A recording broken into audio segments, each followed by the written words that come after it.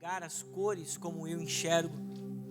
Você já parou para pensar se os seus olhos, eles captam a mesma quantidade de luz que uma pessoa capta, a ponto de vocês enxergarem a mesma cor, de fato, como a pessoa está enxergando? E as visões e as percepções de mundo que nós temos definem quem nós somos e como nós enxergamos. Existem muitas pessoas que têm dificuldade de se relacionar, por exemplo, com alguém do sexo masculino, um amigo ou um futuro cônjuge, porque na sua casa teve uma experiência desagradável com o seu pai ou com o seu irmão. Então toda figura masculina que aquela pessoa irá olhar, por causa da visão de mundo e por causa dos traumas que essa pessoa teve, ela vai depositar tudo nessas pessoas que ela se relaciona do sexo masculino. Então todos nós podemos ter N percepções. Nós vivemos de acordo com a sociologia, o tempo da pós-modernidade. Bauman chama isso de modernidade líquida, aonde tudo escorrega pelas nossas mãos, nada é sólido o suficiente para nós conseguirmos segurar dentro das nossas mãos. Então hoje tudo é líquido, o amor é líquido. Ora, as pessoas amam apaixonadamente antes de vir para a igreja. Hoje é a 7ª ministração que eu faço nesse final de semana. A 6ª foi numa comemoração de casamento. Estava no encontro, passei no lugar antes de vir para cá, fiz uma renovação de votos. E eu falava para aquele casal: gente, vocês hoje não estão se aceitando como marido e mulher, porque vocês já são. Mas vocês estão aqui comemorando 1 ano de vida como casal. Mas a grande questão é, e eu ministro para vocês nessa noite, não se preocupem apenas, eu falava para eles, apenas com hoje, se preocupe com aquilo que vocês serão no futuro. Porque a palavra nos fala que não importa como nós começamos, mas o que importa na nossa vida é como nós vamos terminar. Muitas vezes nós começamos muitos projetos, damos starts a muitos projetos que são verdadeiras pérolas, mas por causa dos percalços da vida, nós temos a tendência de desistir. Por isso que o texto bíblico fala que é muito melhor o final das coisas do que o seu início. Então nós precisamos entender que muitas percepções que nós estamos tendo por causa de todas essas filosofias que têm entrado na nossa vida através do mundo, têm nos afastado do propósito maior de Deus para a nossa vida. Então, essa questão de visão, de como eu enxergo, eu trago para o nosso relacionamento com Deus. Muitas pessoas, elas são limitadas em se relacionar com Deus por causa da sua visão de mundo. Nós não conseguimos enxergar o Senhor como nós precisamos enxergar por causa da nossa visão de mundo. Existem muitas pessoas que não conseguem se relacionar com Deus como um pai por causa das experiências negativas que tiveram com seus pais aqui na terra. Mas essa noite nós precisamos compreender quem Deus é e o que Ele precisa fazer em nossa vida. Então, existem alguns óculos que nós estamos usando, que nós estamos vestindo, que não provém do Senhor e impede que nós venhamos nos relacionar verdadeiramente como Ele é, ou nos relacionarmos como Ele quer que nós venhamos nos relacionar. Para isso, nós olhamos para a pregação de João Batista, no Evangelho conforme João, capítulo 3, versículo 2. Quando João Batista ele veio trazendo o reino de Deus, abrindo caminho para que o reino de Deus entrasse, ele tinha uma pregação e a tônica dessa pregação era arrependimento. No Evangelho conforme Mateus, do capítulo 4, nós vamos olhar que Jesus ele tem a mesma tônica no seu ministério. E a tônica do ministério de João Batista, de Jesus, nada mais era do que arrependei-vos. E o arrependimento está ligado a algo muito interessante na nossa vida. A palavra no original grego para arrependimento que Jesus usa e que João Batista usa é metanoia, é a mudança de mente. O maior problema das pessoas é irem para um lugar, estarem num lugar, mas não mudam a sua mente. Não mudam a forma de pensar e não mudam a forma de relacionar. Se nós queremos experimentar verdadeiramente Deus como Ele é, nós na nossa vida precisamos ter uma mudança de mente, ter uma mudança de conduta.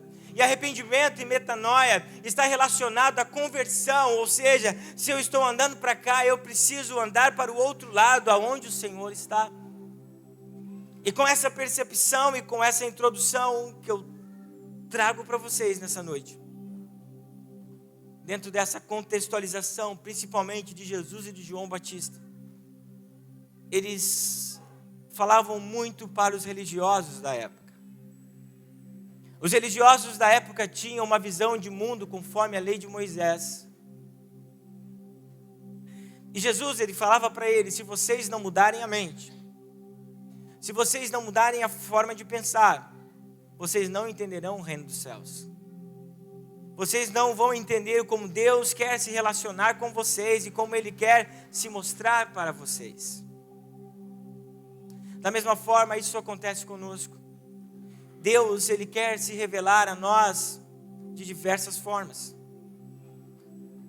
Quando Deus, Ele se revela a Moisés, dá a missão para Moisés, para levar o povo de Israel. Moisés diz: eu não sei o que eu vou falar para eles. Deus diz: diga a eles que o eu sou está te enviando. E o significado desse contexto da palavra eu sou, Deus estava dizendo para Moisés falar para o povo de Israel: eu sou tudo aquilo que o povo precisar em cada ocasião. Vai haver um momento que eu vou precisar abrir o mar vermelho, então eu serei o Deus que abrirei o mar vermelho. Vai haver um tempo que eu vou precisar mandar mantimento, então eu serei o Deus da provisão. Igreja, nós precisamos nessa noite crer mais em Deus e naquilo que Ele pode fazer por nós, não conforme nós enxergamos, mas da forma que Deus quer falar conosco. Deus tem muito mais para a sua vida, entretanto, a sua maneira de pensar, a sua maneira de ver Jesus, de ver Deus, tem impedido que Ele se relacione com você como Ele quer. E nessa noite eu trago um dos títulos mais intimistas de Jesus que Ele revelou no seu ministério. Abra comigo no Evangelho conforme João, capítulo 10 e versículo 11.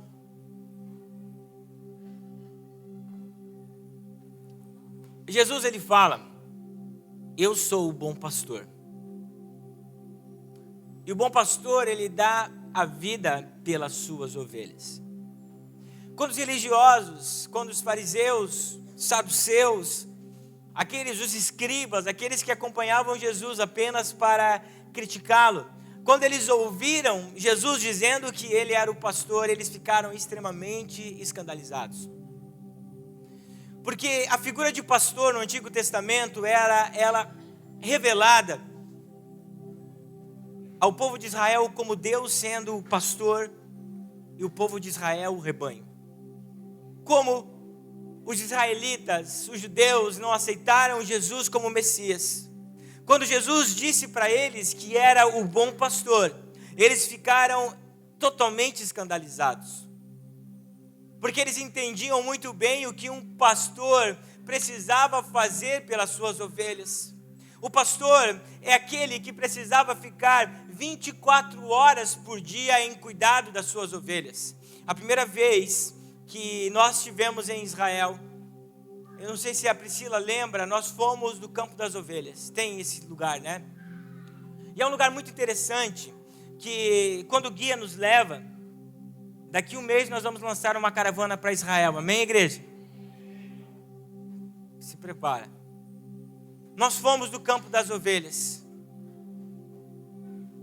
E o Campo das Ovelhas, ela tem um lugar muito interessante, como se fosse um esconderijo, aonde o pastor ele leva suas ovelhas para uma gruta para protegê-la dos intempéries do tempo. Só que o pastor, ele tem um papel muito grande, porque a ovelha, para sobreviver, depende do seu pastor.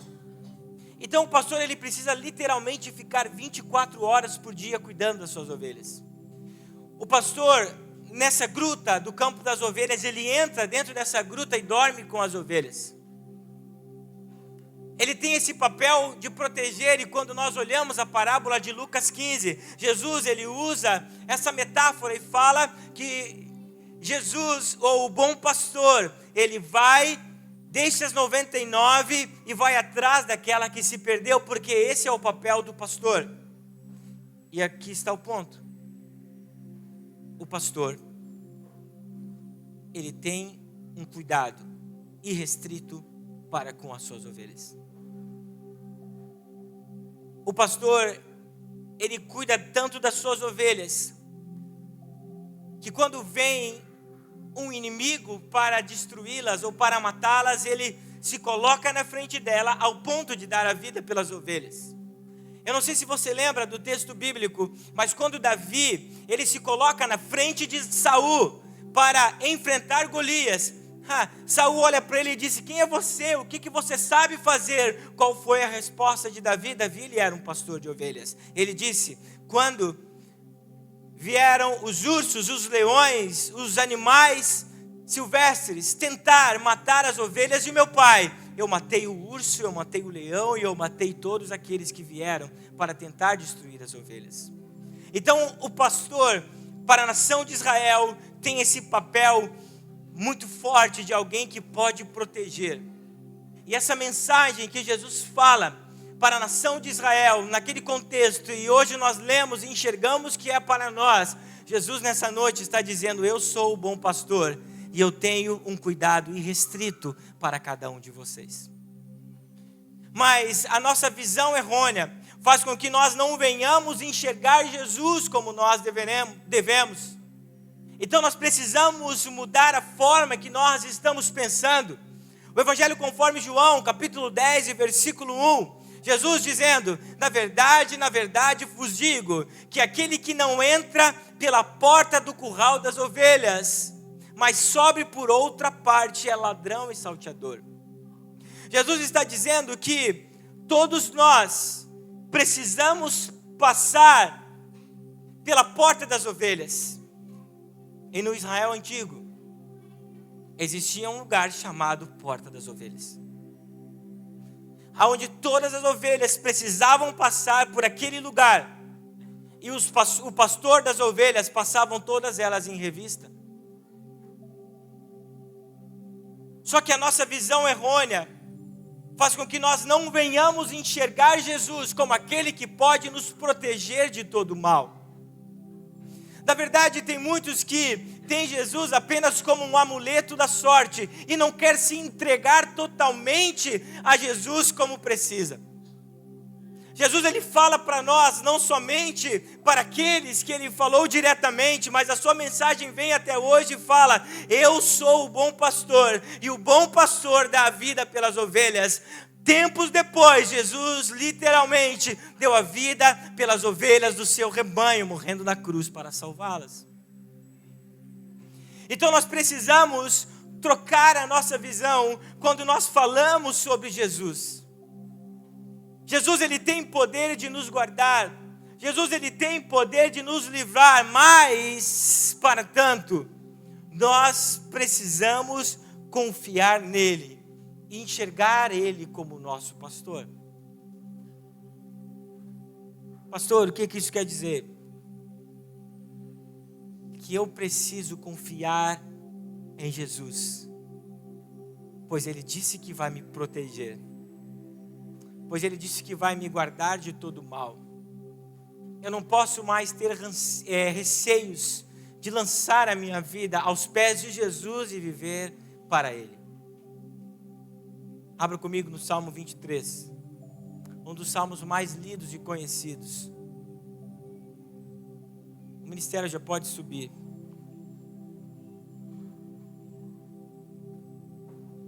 Salmo escrito por Davi, alguém que conhecia a rotina de um pastor.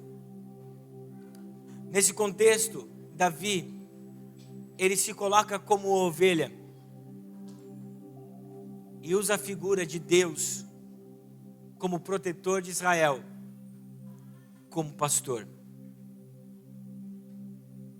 O Salmo 23, ele pode ser dividido em 3 seções.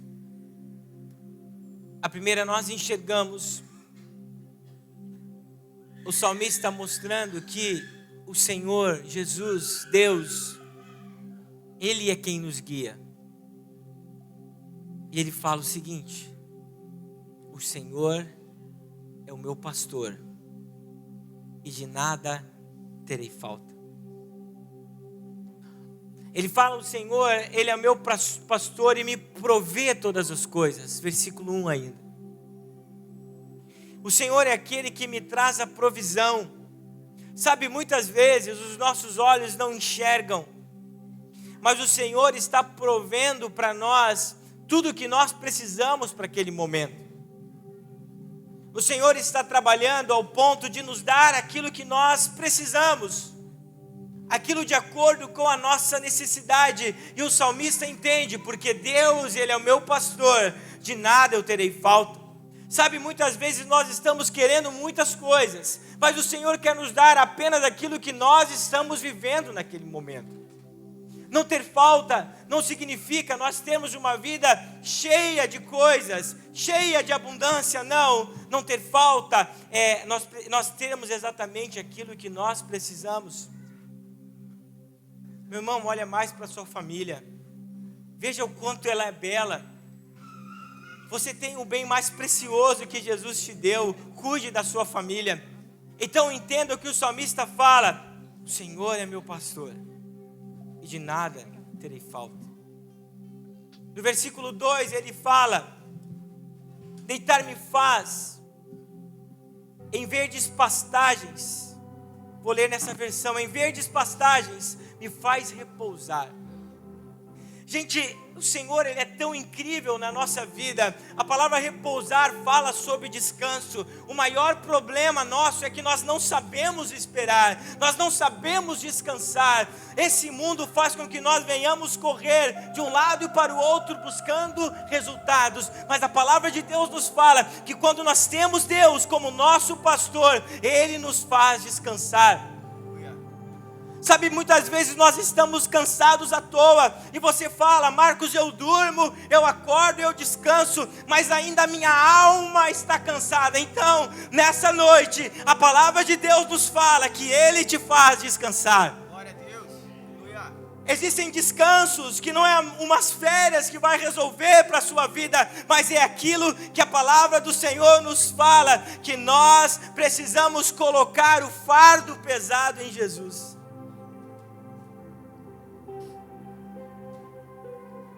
E esse detalhe que Davi traz, ele é incrível agora.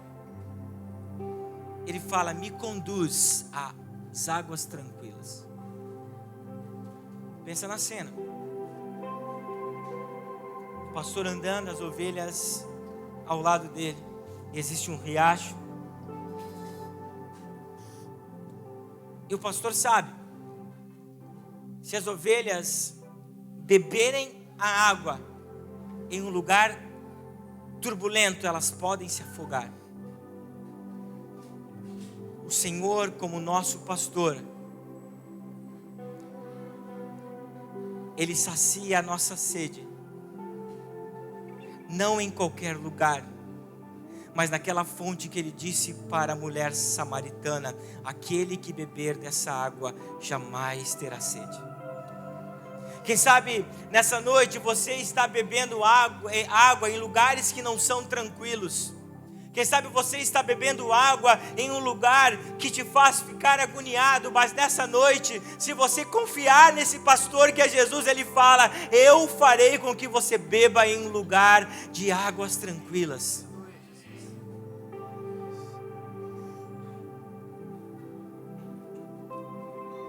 A segunda sessão é: o texto bíblico fala que o Senhor está presente.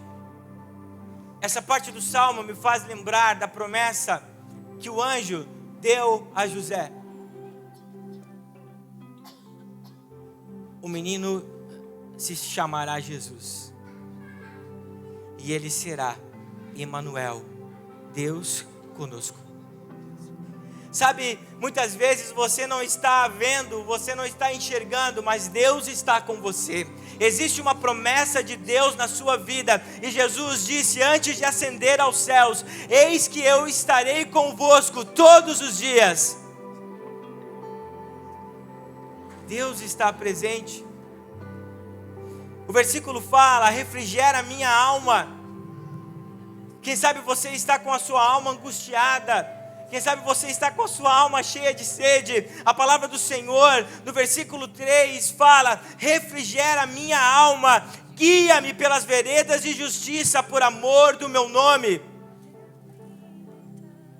E fala sobre a proteção: ainda que eu andasse pelo vale de sombra e de morte, não temeria mal algum, pois o teu cajado e a tua vara,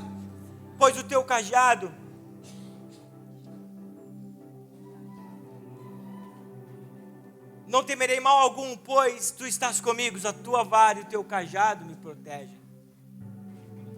O Senhor em todo tempo está nos guardando. Nessa versão que eu tenho fala: me consolam. E para finalizar, nós servimos um Deus que provê todas as coisas. Ele fala: prepara-se para mim uma mesa perante os meus inimigos. Unge a minha cabeça com óleo, o meu cálice transborda. Certamente a bondade e misericórdia do Senhor me seguirão por todos os dias da minha vida. Nessa noite eu convido você a tirar os seus olhos de desconfiança. É muito interessante aquilo que o Mike falou. A Silvane também disse: eu sei que eu precisava, que eu tinha que ir, mas eu não entendi o porquê eu precisava estar lá. Sabe, nós muitas vezes temos uma visão errada daquilo que Deus quer fazer conosco.